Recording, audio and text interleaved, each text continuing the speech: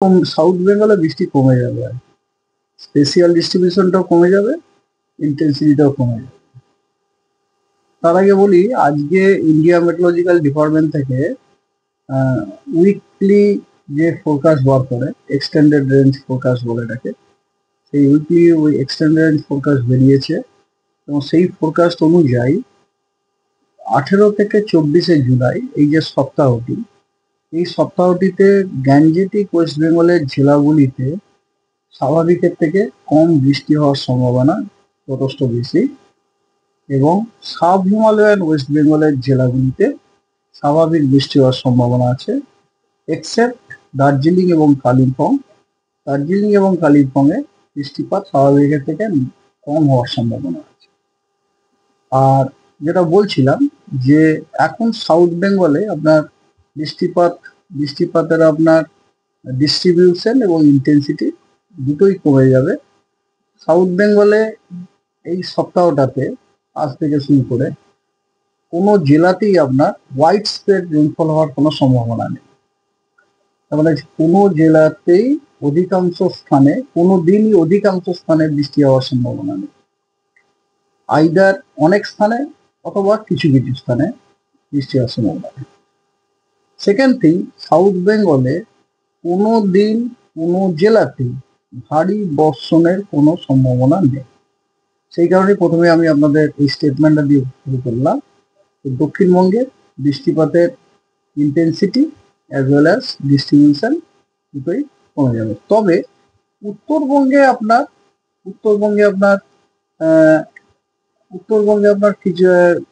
কিছু উত্তরবঙ্গের ক্ষেত্রে ব্যাপারটা হচ্ছে যে 19 তারিখে উত্তরবঙ্গের জেলাগুলোতে সবকটা জেলাতেই আপনার অধিকাংশ স্থানে বৃষ্টি হওয়ার সম্ভাবনা আছে, হোয়াইট স্প্রেড রেনফল হওয়ার সম্ভাবনা আছে। এবং তারপরে 20 তারিখেও উত্তরবঙ্গের সব জেলাগুলোতে অধিকাংশ স্থানে বৃষ্টি হওয়ার সম্ভাবনা আছে, অর্থাৎ হোয়াইট স্প্রেড রেনফল।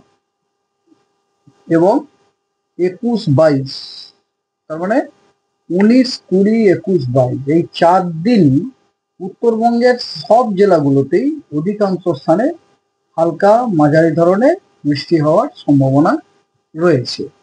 যদিও দক্ষিণবঙ্গে কোনো দিনই কোনো জেলাতেই এই সপ্তাহে অধিকাংশ স্থানে হালকা মাঝারি বৃষ্টি অধিকাংশ স্থানে হওয়ার সম্ভাবনা নেই, রাদার অনেক স্থানে অথবা কিছু স্থানে হওয়ার সম্ভাবনা আছে।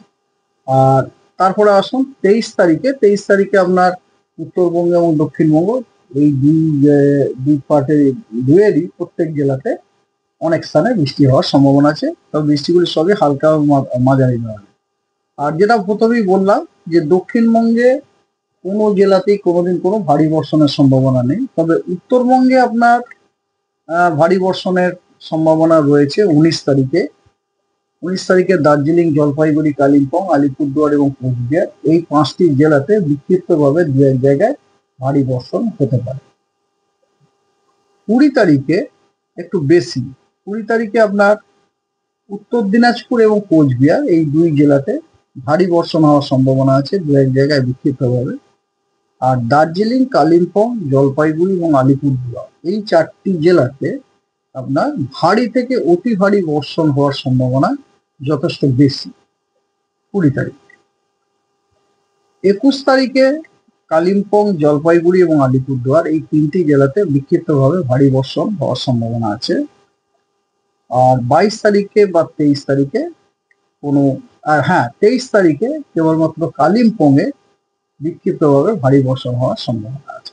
আর দক্ষিণবঙ্গে কোথাও কোনো ভারী বর্ষণের সম্ভাবনা নেই, তবে দক্ষিণবঙ্গের অনেক দিনই অনেক জেলাতে বিক্ষিপ্তভাবে থান্ডারস্টর্ম, লাইটনিং হওয়ার সম্ভাবনা আছে।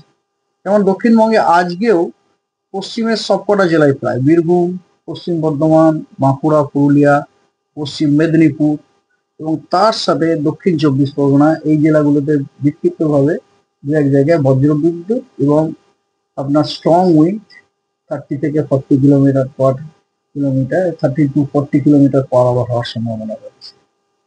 আগামীকাল আপনার যে কোস্টাল যে ডিস্ট্রিক্টগুলো আছে, পশ্চিম মেদিনীপুর, পূর্ব মেদিনীপুর, উত্তর এবং দক্ষিণ 24 পরগনাতে বিক্ষিপ্তভাবে বজ্রবিদ্যুৎ এবং ঝোড়ো হাওয়া থাকার সম্ভাবনা আছে 30 থেকে 40 কিলোমিটার প্রতি ঘন্টা।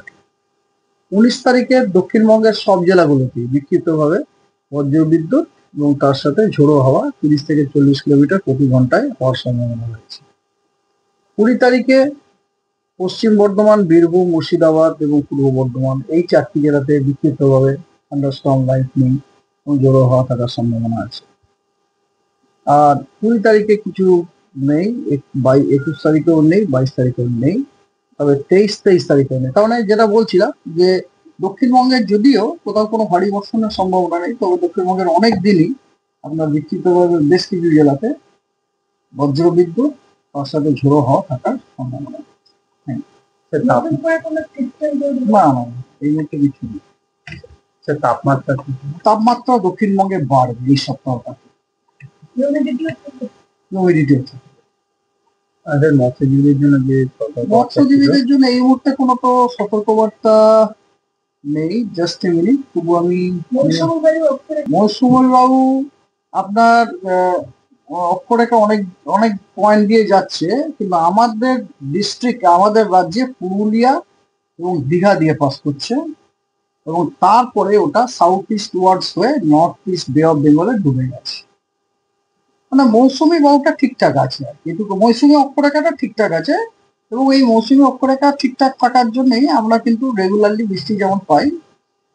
এই জন্য দেখুন কোনোদিনই কিন্তু বৃষ্টিহীনতা নেই, প্রত্যেক দিনে কিন্তু বৃষ্টিটা আছে, হালকা মাঝারি বৃষ্টিটা, যেমন বর্ষা তো থাকে। হ্যাঁ, মৎস্যজীবীদের জন্য জাস্ট মিনিট, মৎস্যজীবীদের জন্য সেরকম কিছু কাজে থাকার কথা নয়, তবুও কারণ এই মুহূর্তে কোনো ওখানে সিস্টেম নেই আর কি মৎস্যজীবীদের।